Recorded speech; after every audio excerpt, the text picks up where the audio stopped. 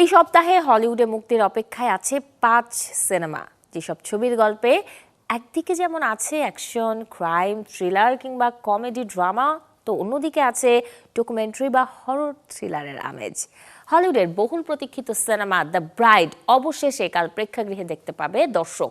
Dark comedy ঘরানার এই ছবিটি পরিচালনা করেছেন ম্যাগি গ্যালেনহাল।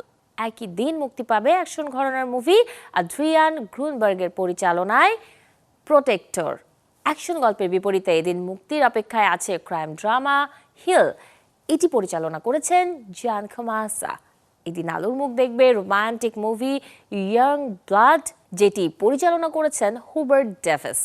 শুক্রবার মুক্তির অপেক্ষায় থাকা আরেক সিনেমা ড্যানিয়েল চং পরিচালিত হুপার্স।